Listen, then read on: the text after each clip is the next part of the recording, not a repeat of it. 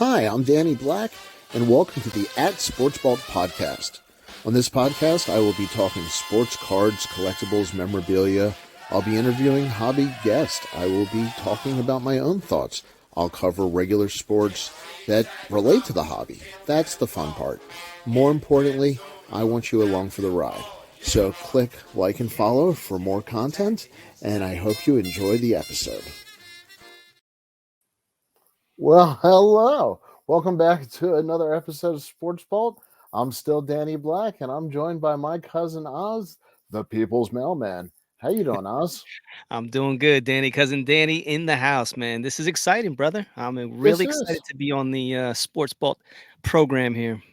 I hate to tell you, it is absolutely nothing it's built to be. So, uh, settle in, relax, and I'll disappoint you for the next half an hour or so.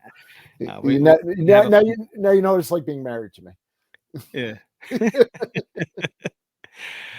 Danny B, man. This is a long time in the making, brother. Appreciate you having me on for real, for real. No, for real. Appreciate you being here. So, we've done, I don't know, about 28 other situations and arrangements and configurations. I feel like we're the Brady Bunch. We can just look at each other, and Yeah. we've been in every other box. So uh, it's good. It's good to do the one-on-one box. Yeah, So. whenever there's trouble in Hobby Hotline, you could always count on Danny B to be there to hop in and just Uh, just take command, take control, and make it a good show, which is what I appreciate about you, man.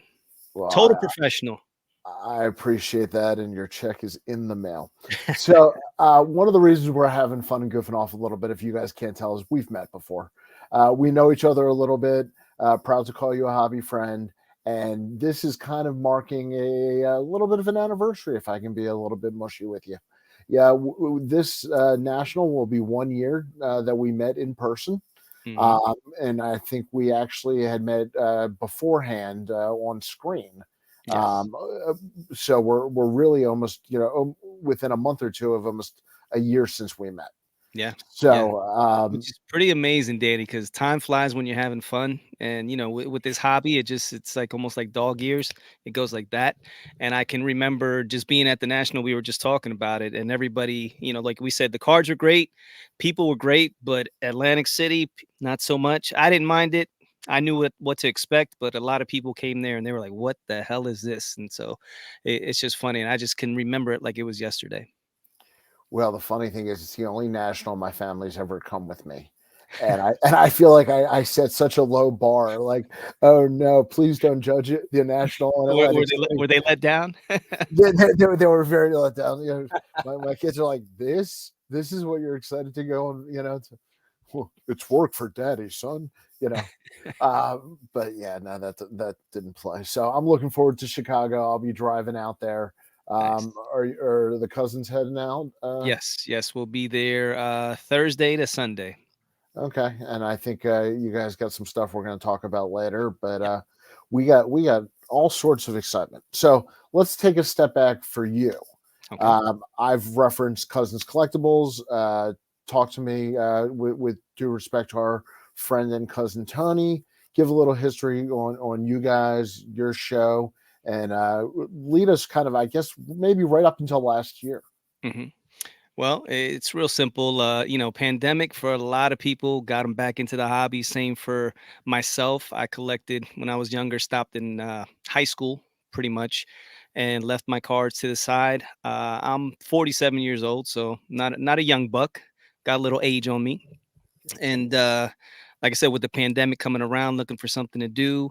And my brother, we were talking, and I just, for some reason, cards came up. I don't know what it was. I just know at that time, cards were popping up everywhere, record sales, people were talking about it. It was in the news, and me and my brother just started chatting about it. And I was like, you know what? I think I still have my cards, man. And he's like, yeah. And we were in my basement. I said, yeah. So I went in my back room and pulled out my blue box, and we started looking through the stuff. And you know, I hadn't collected since I was 17 years old, so I had no idea about any. comps or what anything is. I'm just looking, I'm just like, oh man, look at these cards. So I'm looking through them. They're all junk wax, 80, 89, 90 hoops, the David Robinson rookie card, all the classics, the Jordan. So I start Googling it. And the first images that pop up, they're not necessarily comps. They're just what people are asking the price for. So I have like an 89, 90 Magic Johnson base card it's showing it's going for $8,000 on eBay Raw. Sure. I was like, oh my God. I'm looking at my brother like, dude, man, I've been holding these cards for 30 years. I said, I'm getting paid. Your brother's getting paid. And we're like high-fiving, going through it. I got like 6, 7 Jordans. I'm like, oh my God, this is ridiculous. And so needless to say, I thought, man, I made it. I can retire now from the post office. Yeah. Um, so needless to say, I had a buddy of mine who's also a mail carrier who is a vintage collector, vintage baseball collector. And he was like, yo, man, he's like, you got some cards? I was like, yeah, I sure do. He's like, why don't you bring them in? I said, okay. I said, I'm gonna bring them in. I said, but don't be surprised. I said, bro, it's some real stuff. Like, he's like, no, no, no, bring them in. I'll take a look. I'll let you know. I was like, yeah. I said, I might need a security guard or something because these this binder that I have hits gold. So I bring the binder in the next day. We're flipping through the pages. He's like, oh, this is cool. This is awesome. Yeah. And I'm like, you're damn right. Look at that Jordan. Look at that. He's like, yeah, nice Fleer, 90 Jordan. This is nice. And so he gets through the binder. I'm like, so what's up? What do you think, man? I'm all smiles. He's like, yeah, bro. He's like, you got about, I don't know, $17.50 there. And I said, what? I said, you better stop playing. And his name's Corky. And we've actually had him on the show. And Corky's like, listen, I don't mean to bust your bubble. I'm not talking smack on your eyes. I love you, but I'm going to be upfront and honest with you. This is what they call junk wax. And everybody has it. It's cool. It's nostalgic, but it's not worth anything. So I closed my binder. Needless to say, I walked out of there like, whatever, man. You're just a baseball collector. You don't like basketball. You don't know what you're talking about. Right. I went home. I picked up my basketball and I went home. I was like, whatever. And when I got home, I said, let me see what this is about. I'm taking my junk wax with me. Yeah, I'm taking my junk wax. But I was like, I got to see what's going on. Is he telling the truth? And so I went into a deep dive, Danny, and I'm just studying everything online. I start looking at some YouTube content. I start listening as I'm delivering the mail to every podcast out there when it has to do with cards. And I realized after about, 2 or 3 days consuming content, yes, I have a ton of junk wax and I have nothing, but I do realize that I love collecting and I think I'm going to get back into it now that I have a little bit of disposable income. So I start collecting cards on my own, sneaking cards into my basement as I'm getting huge mail days. My wife has no idea what I'm doing. I'm just like, whatever. I'm doing me, and she has no idea. Nobody does, actually. So then one day I hit up my cousin and I send him a couple of my cards, and he was like, hey, what's that? I said, oh, these are my basketball cards. And he was like, no, they're not. I said, yeah. I said, I've been collecting them. He's like, bro, you just got that off of Google Images. Those are not your cards. Cause I showed him a couple Dr. J's and, some Barkley rookies and, some real decent cards, at least decent for me. And I was like, and he's like, huh. And he goes, take a picture of them with the cards. So at the moment, I had just gotten home from work, and I don't know. This is a pretty famous story, but proof of life. Yeah, proof of life. So I have a pool table. Actually, this is where I'm at in my man cave down here. This is where I record on my pool table. But I cleared everything out, and I strategically placed all my cards on the table, and I had my boxers and t-shirt on, real sexy. And I laid down. And I had my daughter come down and take a pic of me, and I sent it to Tony, and he was like, "What the hell is that?" And needless to say, that is the spark, Danny, that started Cousins Collectibles. That led Tony and I to where we are today, where we've been, we're almost 100 episodes in to Cousins Collectibles. We do interviews. We don't know what the hell we're talking about, so we figure we'll get experts on and interview them and try to get as much information as we can. Somehow, some way, we got a hold of cousin John Newman. We call him cousin. Everybody's a cousin when they come on to Cousins Collectibles, part of the family. And John Newman invited us to be on the stage last year with you, which was nuts because I'm like, what are we going to do up on the stage? I don't know what I'm talking about, John. You're like, no, you guys are good. You're good. I'm like, okay. So my first national. That is John. Yeah, our first national, and Tony and I were walking up on stage, and we're looking at each other like, "Bro, what did we get ourselves into?" Needless to say, my boy Danny, took the bull by the horns, kept it moving. John can talk it up a little bit, but Danny interspersed himself in there and was like, "You know what? Let me get up in here," and made it real nice and easy. The conversation flowed, and how long were we up on there? Was that like, Half hour, something like yeah, that. whatever it was, it flew by. So Yeah. it didn't feel like any awkward situation. And at first you get a little butterflies, especially when you have no idea what the hell you're doing. Oh yeah. But I got comfortable real quick, and you guys made it easy. But yeah, man, that's kind of like the origin story. A long-winded story, but that's how it all came about, man. No, first of all, I paid the meter for the full hour, so don't worry about your answers. We're good on that. A couple things I've learned when doing work Oh with yeah, some of our cousins. Invest in your sand timers here. They keep everybody on track. nice, nice, And a great tool when you host your own podcast. Also, nice. um, the other thing I remember is the three of us kind of being giddy off to the side. Yeah. Like they had that big speaker, Hmm. like right by the steps. Yep.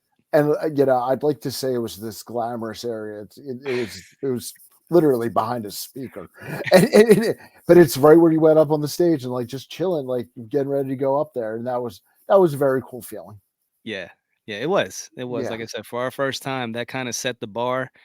And we'll get into a little bit later what we got planned for this national. But it's like, man, the first one we're up on stage, like where do we go from here? It's kind of like, and it's mind blowing, what we've been able to do and accomplish in such a short period of time. Not that we done anything great, but to us it is. Some would say Some graphic on the screen changes in 1 year. Look at that. Hey, You're prepared. I made 4 banners. Come on. So that's exactly what I want to touch on. So we're the proverbial fast forward Yeah. 1 year and talk just strictly from a content creation. Forget Mhm. who you're doing it with or everything else. Just the way you interact with a microphone. Yeah. Talk about how that's changed. Well, first off, just right off the bat, I've never done this at all, never had any kind of training, never did any public speaking. So to me, this was all foreign. So the whole thing about Tony coming up with the fact that, hey, we should do a podcast, I'm like, dude, you're smoking crack. There's no way I'm going to be able to get on a mic and be able to talk nonetheless about the hobby, which we have no idea about. So when it first started, dude, I'll be honest, I was scared out of my wits. I was like, I'm not I haven't always been the best when it comes to social situations. Kind of awkward growing up. Played sports very well, did a lot of things well, but you put me in a room with a bunch of people, and I'm like, I freeze up, and I'm just like, nobody wants to hear what I'm saying. So now you're putting me in front of a mic, and you want to talk about uncomfortable.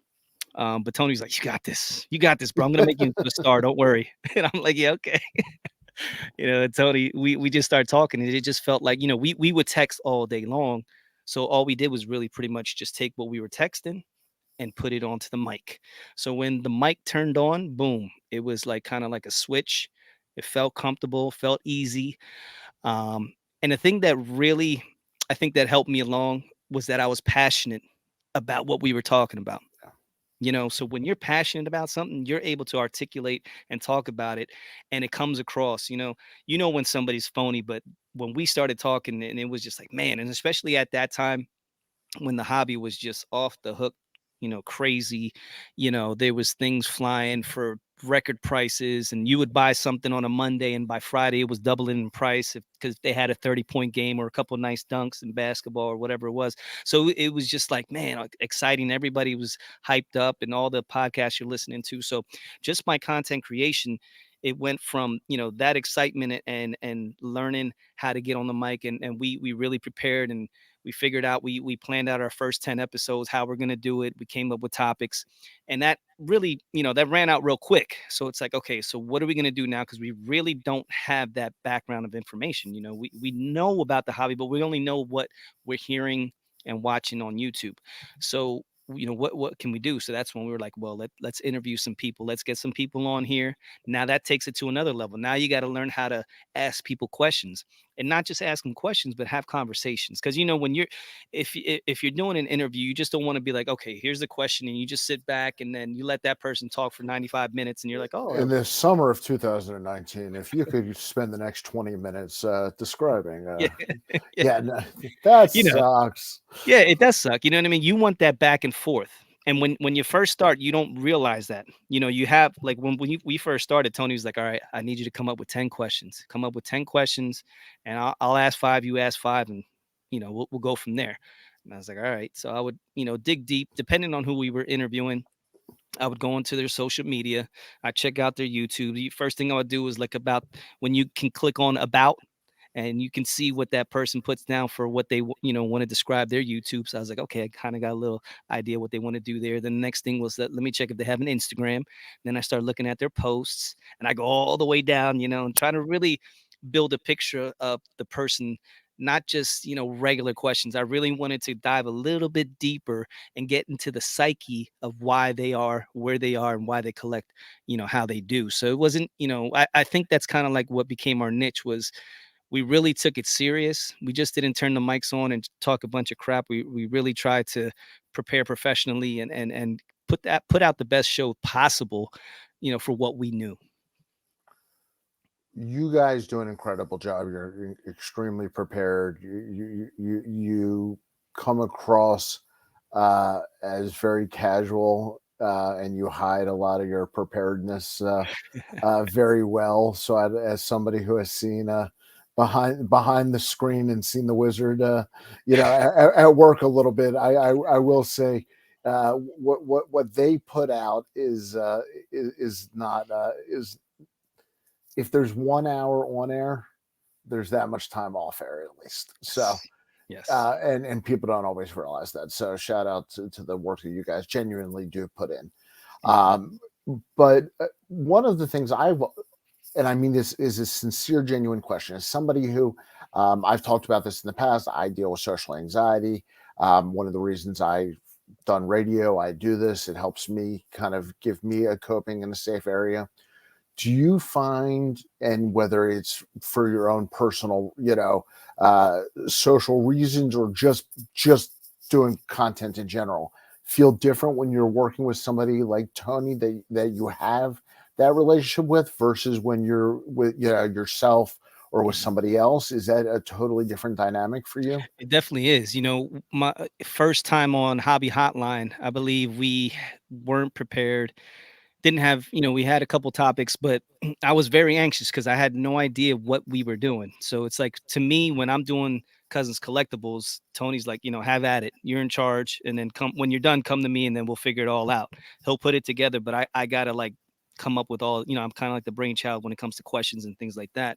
So I felt like a little bit more, my OCD and just being in charge. I get that from my mom. So when I get on the Hobby Hotline, it's like I don't know what's going on. I'm kind of like, Jesus, take the wheel because I have no idea what's going to happen in this next hour. So you want to talk about social anxiety. So it's tough. You gotta fight through it. It's definitely you don't have and it's something where each show you're on with a different person. So you don't have that camaraderie with that person. You have no idea until you get on there and they start talking. You're like, okay, then you got to figure it out and play it by ear. And again, doing it so many times with Tony and with these guests, I've become accustomed and it's now a lot easier. But those first couple times, yeah, I was very anxious. And then I'm not a big baseball guy when it comes to the collecting. I'm more, Sure. 90s basketballs, 90s inserts. I like a bunch of crazy stuff like Stranger Things, Michael Jackson. Well, first of all, you already fessed up to owning the heck out of junk wax Yeah, scopes. So you came strong at the beginning. yeah, Okay, yeah. So that's my your wheelhouse. big baller cards and just put them out there early. Yeah, And yeah, don't ruin the myth. Let right. everybody believe that So I'm 1750. strictly junk wax guy. You know what I mean? That should have been my name. So that's what I know. I love basketball. Don't get me wrong. I watch baseball, watch hockey. Love football. But basketball, I grew up playing basketball, so that's where I'm most comfortable. So when you get on the hobby hotline, it's a lot of baseball. It's a lot of vintage where I don't dabble in that. Tony does. I know about it, but I'm not one to be like, oh yeah, 1956 tops. I love this and this. I have no idea. So it just becomes where I'm on there. A lot of the people that we're talking to, they're obsessed with tops, baseball. And that is There. not my wheelhouse. And I'm kind of like lost in the sauce a lot of times. And I'm just like, yeah, yeah. And I'm trying to figure out, okay, how can I get in this conversation? And how can I put something that's worth saying about tops without looking like a complete idiot up here? So that's usually my I've hobby I've never hotline I've experience. never thought about that. I just go for looking like an idiot. I gotta try. I gotta try the other method. That being said, I don't know what my camera's doing. I look like I got a mustache and no beard. This is not a different version of me. I You feel don't have a mustache and a beard? I know. I feel like the beard's not showing as much. I feel like the mustache is coming a little stronger than the beard. I don't know. I I I think you don't I look, don't think man. it's evened out. I think you look good, bro. I As appreciate usual. that. It's hard. You know. I gotta hide this. For those of you listening on the audio version, just imagine me as 6'4" and 210. Uh, okay, so this past year, you guys have like you said, you've hit 100 episodes now. You're all over the place. You're doing collaborative work, with content creation, but you're also doing collaborative work off the ice, off the field, and the national. Mhm. Could you talk about, because I think this is awesome, and I called Tony, anything that grows the hobby, anything that is for kids, anything that is positive, and on top of that, anything that makes you no money is a total pain in the ass to do. Good on you. So, give a little preview to who's doing what at the national, and I'll let you give all the details. Yeah, so like we said, the first national, we got up on stage, and it's like once that happened, we were already planning for the next one. Dude, what can we do to one up that? And Tony came out with, we should host a trade night. And I chuckled and I was like, yeah, sure. Sounds great. And he's like, no, I'm serious. And I was like, all right, if you're serious, let's get in contact. I said, we're not going to be able to do it. We need to get in contact with some people that will have the proper resources and know some people to make it happen. We can't just say, okay, Cousins Collectibles is going to go up there and try to compete with Card Collector 2 after he's done it for like 4 or 5 years and he's grown it into this massive thing. And what are they going to say? Oh, come to Cousins Collectibles trade night. They're like, who? What? So we were like, okay, how can we do this? So it kind of laid on the back burner. Um, and then we got invited by Rob, the sports card therapist. If you haven't heard of him, I'm pretty sure. Shout out to Rob. Yep. Yeah, shout out to Rob. Most people know who Rob is. He's big time in the hobby. And for some reason he enjoyed our stuff, listened to it from day one, and would hit us up, and we would have conversations. Then he invited us on his show, and he came onto our show. And then a little bit later, he was like, bro, would you guys mind? He sent us a group text. He's like, would you guys mind? I have kind of like a wolf pack. It's just a DM with me and a couple guys, and we just talk sports. We talk the hobby. Would you guys want to join in? I got Craig, New York City Sports Cards, who he knows you as well, and he really wants to bring you guys on board. And he knew you were Eagle fans. Oh yeah, oh yeah, they know that. Oh, Yeah, and they're okay. big New York guys. Well, now I got to question Rob next time I see him. Okay, I'm sorry. Go ahead. Oh, bro, don't act like. Listen, we were this close to another Super Bowl, so let's just Here we go. Here we go. All right, let's go ahead. just relax. But no, I'm rooting for Bryce Harper to come back. So I know you're not a big baseball fan, but no, me let's too. just say I have a vested interest in his Oh, success. I hear you. Yep, I hear yep. you. So A okay, lot of people do. so Rob hooks you up with this wolf pack, Yeah, he and shoots us and we yep. we join this wolf pack. We're talking, we're cutting it up every night. Actually, it was all day long. It was just like the group text from hell where it just no matter what time of the day, somebody's sending something and we're just having a ball. And next thing you know, it's like, yo, let's do some content. And we're like, okay, let's do it. So how are we gonna do it? He's like, oh, well, let's do it where, maybe like 4 people here. It was 8 of us at the time. 4 people here, 4 people here. We'll split it up. We'll talk. We'll just come up with topics, just anything to give back to the community. We're a bunch Yep. of guys with with a ton of information when it comes to the hobby. Let's just go ahead and put it out there. We all get along, and that kind of birthed the Wolfpack content. And then from there, it's like Tony and I, we were, yo, Rob, how about going ahead and doing a trade night? Wolfpack. And he's like, yeah, that sounds like a great idea. So we start, you know, putting out ideas of how we're going to do that. And little by little, we got a hold of a venue directly across the street from the hotel that we're going to be at for the national, and then it's going to be Friday night from 6 to 9. So it's going to be a Wolfpack hosted trade night. There's going to be a DJ. There's going to be an open bar.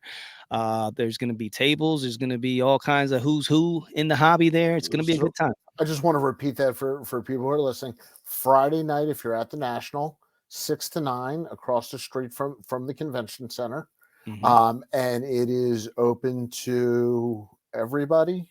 It's open. You listen. First come, first serve. We can only fit so many. Okay, The room, I think, capacity is anywhere from 150 to 200 people. Um, but we're it, but you don't have to be VIP. You don't have to. No, no, there's no You don't charge have for to nothing. be. Yeah, you just as long as It's you it's get there first come, early. first serve. Yeah, Okay. and then the thing is, the lobby is gonna be available as well. Now the open bar is gonna be outside. So if you're in the lobby chilling, again, it's a trade night, so you guys can set up outside. The main thing is we just wanna have a cool environment, have some music, have cards, people networking, and, it's just gonna be a great time, man. I think it's gonna be so, so dope. Well, I'm too old to say dope, even though I think I'm way younger than you. Uh, But I do think that one of the things I'd like to point out to people is if you don't know Oz, if you don't know Tony, if you don't know the guys in the Wolfpack, don't worry about trade night. Just come and hang out. yeah. Just come, introduce yourself, talk sports. Like it could not be more welcoming, and I can say that that I look forward to meeting some of your friends. Yes. And I know that will be a cool event. So good on you Yeah. guys. Like I Yeah, said, that's the main thing. Just, everybody, it's a Friday night. What better way to cap off the national, and then just come over. There's gonna be, I believe, Thursday night is Card Collector Two's trade night. So we're just gonna have one Friday night. Again, it's 6 to 9 at the Crown Plaza directly across the street. there we go. All right. So talk about a year. I think that Mhm. that gives us a good national to national. Mhm. We've talked about your on air to on air. Now Mhm. let's talk about the reason we do all of it, the cards. The cards. The cards. All right. So we started with this $17.50 binder. Okay. These days in April of 2023, Uh-huh. and that's a sad thing. I have to look at my computer to figure that out. Yeah, Okay. Yeah. Um, what does your collection look like? How is it changed from obviously, learning, let's obviously give you credit for the fact that you are no longer chasing junk wax basketball. But Mhm. what are you into these days? What do you want to get into in the future if you're not already into it? Mhm. Have you already gone through a cycle of something that you're already out of? Kind of what's that year in collecting been like? Yeah, the year in collecting. So it started out where I'm kind of listening to all these podcasts, and everybody talks about getting influenced. And so one of the first podcasts I started listening to was House of Jordans, Chris Hoge and Christina's PC and the other gentlemen. So they're talking, and of course they're talking Jordan cards, and that's, like I said, my wheelhouse. So I'm like, man, if I'm gonna do this, I want to do it right. So I want to collect I want to collect some Jordans too. Why not? So that was my first foray into the hobby, trying to collect Jordan. I realized quickly junk wax would be my only thing that I would be collecting for Jordan. Um, For because the for those yeah, of you, if you happen to not be a card fan and you're listening to this for some reason, that's like starting with the Mona Lisa. hmm yeah, yeah. Yeah. I tried to go all the way to the top with no ladder. So um, Yeah, it was crazy. So I started looking at it, but I was like, man, so they're talking all these '90s inserts, and the jambalayas and the green precious metal gems, the PMGs. Everybody's loves the PMGs, and you know just all kinds of craziness. And I'm like, man, I would love to do the Jordan, can't afford it. I haven't hit the lottery yet, but I still want to collect those cars. Now I wanted to figure out who I would be able to collect that would be affordable and that I would love collecting it. So I figured, why don't I put two and two together? I live in, near Philly. I'm a diehard Philadelphia fan. Um, 90s, if you think 90s, 2000s, you got to think Allen Iverson. That was one of my, favorite players. In college, he was my guy. Georgetown, loved him in Yep. Georgetown. Yep. Loved it. That's where I fell in love with him. I mean, that little guy doing what he did, dunking on heads, grabbing rebounds, going coast to coast. I mean, he was unbelievable. Um, and then, once he got to the Sixers, number one pick, that was a year with Kobe and Steve Nash. I mean, that draft was kind of crazy, the amount of Hall of Famers that came out of that. But he was the number one overall. We obviously never won that championship. The one year we got to the finals, and the Lakers, we the only team to beat them one time that year. They swept everybody else, so we got at least Yep. got that first one. With the memorable step over of Tyronn Lue. It was the Fo 5 Lakers. Yeah. So yeah, that was our highlight. You know what I mean? For the long, it still is in the NBA, except for the Sixers back in the day, '83. So I figured, yeah, man, '90s basketball. It doesn't get any more '90s, 2000s than Allen Iverson. He kind of changed the whole culture of the NBA, and so I started dabbling with him and doing '90s inserts and basically, okay, whatever they were talking about that they were collecting with Jordan, I was just getting that card with Allen Iverson and trying to get it in the highest grade possible. Some I could get in some Gem Mint 10, some 9.5 BGS. Others they were just even if it's Allen Iverson, it's still expensive. And there was cards going, $2,000, $3,000 at the time because it was the peak of the hobby. So that's when I started collecting, when all these prices were crazy. So even Allen Iverson's market was a little insane. So I had to Well, he's still a Hall of Famer. yeah. It's not like you were collecting, Ozzie Canseco, Right. right? Yeah, no, Exactly. So yeah, he's a Hall of Famer, top 75. They just released a list. He yep. was on the top 75. So, Allen Iverson was when it comes to the NBA, he definitely has clout and especially in the hobby, which I didn't realize because I thought I was gonna be like one of the only guys collecting Iverson. That was my thought process until I got onto Instagram and I said, let me put in Allen Iverson and about 1,000 accounts popped up and I was like, ooh, I guess I'm not the only one. Right. So, but it was Allen cool though. Iverson fan 3472895. Yeah. But what came out of that is that's how I built my online community. So I start following all these Iverson collectors, and then, they're reaching out to me. And I met a dude that he lives in the Philippines, and I call him my brother from another mother, Mr. James Mendoza. This dude collects everything I collect. He's a diehard Philly fan. It's crazy. He's on the other side of the world. He's been to Philly already, but he collects Allen Iverson. He collects Michael Jackson. I collect Michael Jackson. He does. It's insane, bro. That is weird. Yeah, yeah. And he also likes Karate Kid, and I do too. Well, you're talking to Daniel's son, so we're all on the Karate Kid train together. Yeah, We're at least the first one. there you go. So okay. So it started with AI. Then I started doing some pop And culture. I want to give a quick shout out before you go to Okay. pop culture. AI was so good to my son when my son got his autograph. I would Nice. just like to say, in person, people can say whatever they want, and maybe people have had different experiences. My experience in person, the guy was a champ to Yes. at the time an 11-year-old kid.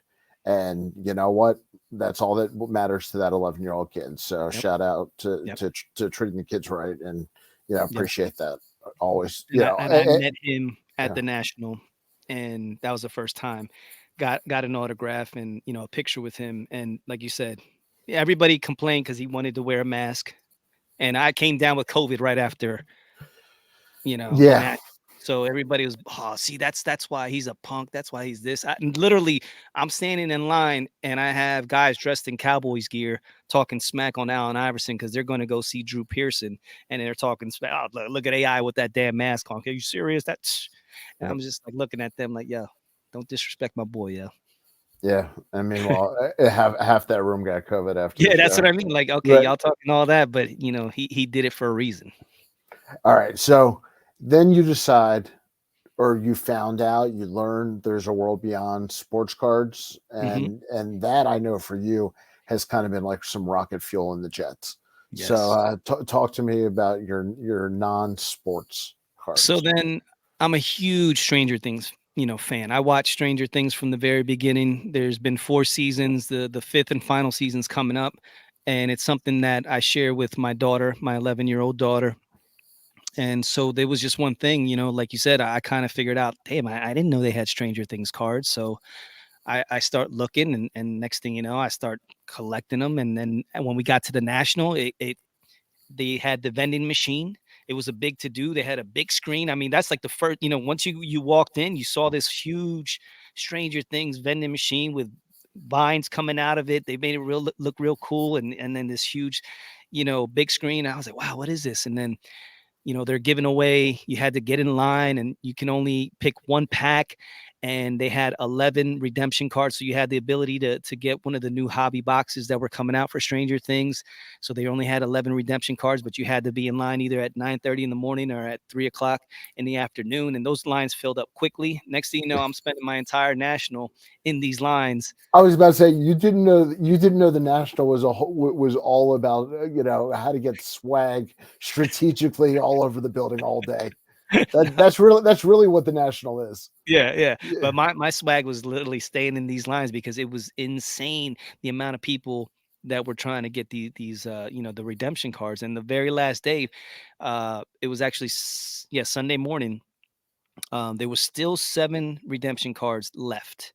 And my wife showed up with my daughter, and I was like, I grabbed my daughter. I was like, "Come on, let's." Like I said, she's a huge Stranger Things fan, so I told her to come on with me. We're gonna get in line. I'm gonna allow her to pick her own pack, and I'm gonna pick my pack, and hopefully we get a redemption card. So we get in line, do the whole thing. I sit down. My wife's filming the whole thing. It's on Instagram. So she gets the pack. She tries to open it. She's like, "No, Dad, here." She gives it to me because she's never opened up a pack. So she's like nervous and she doesn't want. She's like, she knows how I am. So she gives it to me, and my wife starts yelling, "Give it to her! Give it back to her! Let her open." I said, "Relax, relax." She doesn't want to open it. So I open it slowly, and the first thing I see is the redemption card. And dude, I jumped up so high. And Oh, I start jumping up. My wife, I'm like, "I got it, I got it." My daughter, I gave her a hug, and I don't know if you're familiar with Courtney Reckline from Reckless Cards. Um, her and her husband, Reckless Cards, huge. She's a and they huge. I do mean, great she was in the. content also. Yeah, great content. Hobby Night School. They also do Too Thick podcast, and we were in those lines all day, every day. And Jeremy, her husband, was just bringing us food and stuff like that. Like, here's some water. You guys are like camping out, the entire hobby. And I turned around, she gave me a hug, and it was just unbelievable. And so right then and there, that kind of like solidified the bond that, my daughter and I now have in the hobby, where we're huge collecting, Stranger Things cards, getting autos, doing all kinds of memorabilia. Her room looks like a Stranger Things museum right now. It's insane. I think that's awesome. So moving forward, where do you see your collecting, your content? What's the next 12 months for you? Ooh, next 12 months. So the main thing we want to do, continue branching out, staying uncomfortable, doing things, continuing the hobby hotline, continuing with the wolf pack. Obviously we have the trade night coming up, but like the main thing is just trying to get as big a reach as we can, getting our show out there. I think, you don't want to toot your own horn or pat yourself on the back, but I think we have a pretty decent podcast that it's good to listen to. It's fun and it's informational when we get the guests on, that you can learn a lot. And like you said, it's casual, and we like to have fun. It doesn't always have to be so hoity-toity and serious. And the hobby, there's times for that, but there's also time that when you're in the hobby, you want to have fun. You know, Yes. it's an escape, and that's what I try to let people know. The older you get, when you're young, if you're in your 20s right now, you're just in the flip game, and you're trying to make this a career. You're trying to make it. I don't want to go to work. I want, Cheers. Cheers. you know what I mean? Yeah. So you get all focused and stressed out on buying inventory and trying to flip and getting IG, and it becomes this whole thing. Like with me, I'm like way beyond that. I'm like, yeah, yeah, I did that.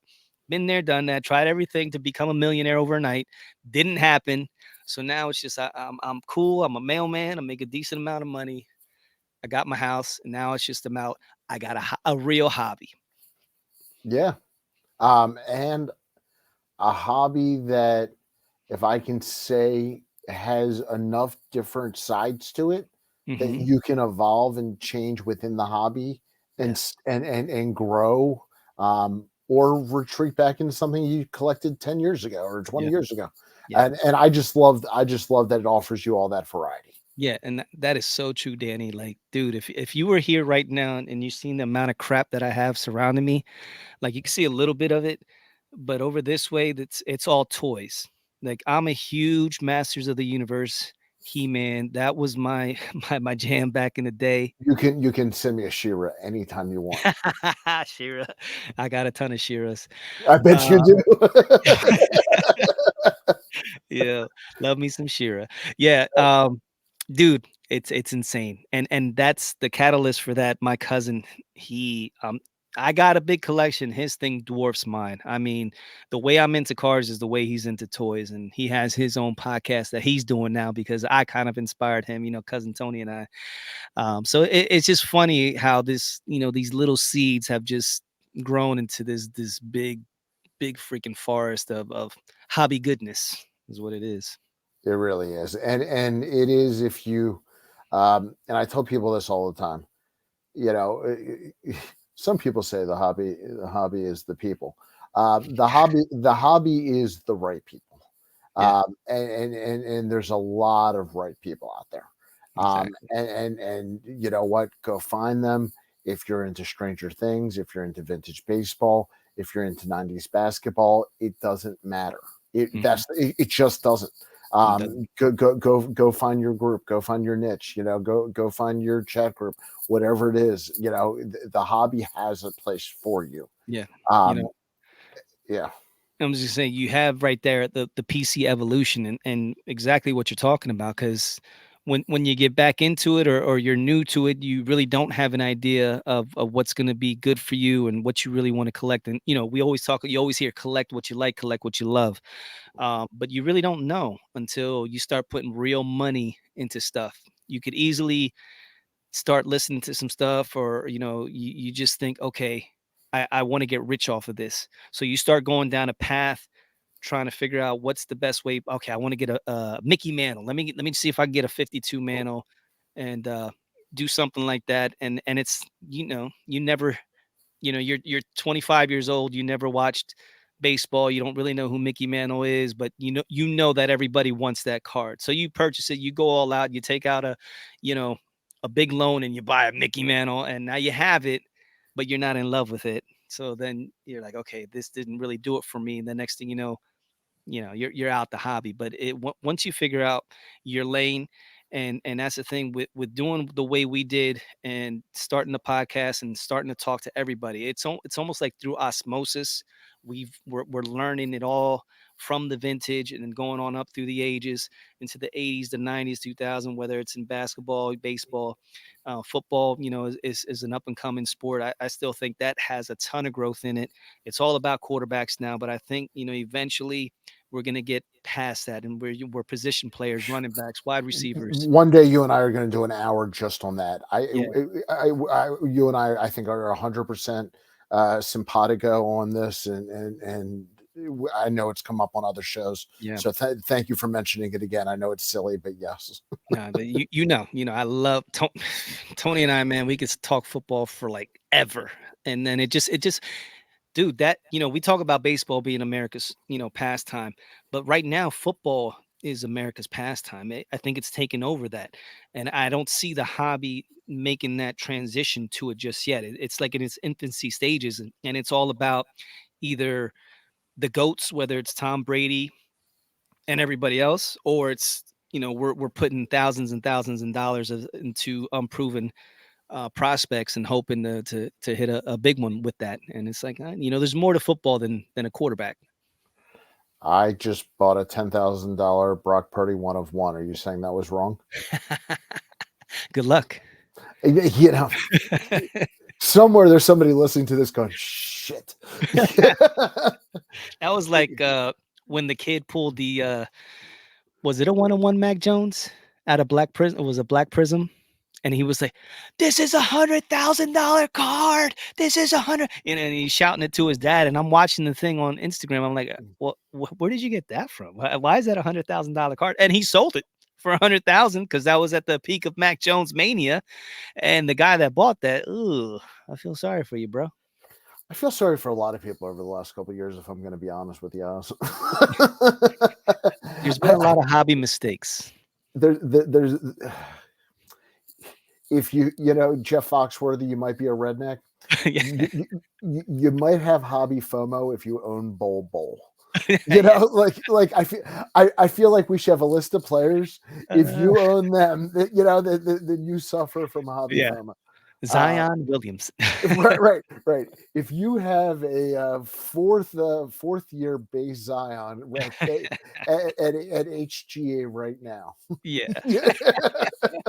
Oh wow. So yeah, it's nice when I do my own show and my only sponsors are Blockbuster and I don't have to worry about anybody. All right, my friend. Can I give you a big thank you and a genuine appreciate this? We just flew through 45 like nobody's business. Bro, that's crazy. Yep.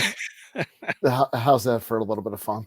That's beautiful. That's what this hobby does. When like I said, when you're passionate about something, you could talk, and we're just here, just chatting it up, and it just comes easy. Comes easy because you love it. And you and I both know we left 5 hours on the cutting room floor if we wanted to. So yeah. All right. Well, I don't do outros because I don't know. I feel like I've never made one, so I don't have an outro. See you, everybody. Oz, real quick, tell everybody where they can find you. They can find me on Cousins_collectibles on Instagram. I also go by Oz the People's Mailman on Instagram. That's my own personal account. Tony handles the Cousins Collectibles, and then we have the podcast. And I'm gonna go with an outro, and it is very simple, and it goes: keep focused, keep positive, and keep collecting. Hey, yo, Danny, take us out, brother. Peace.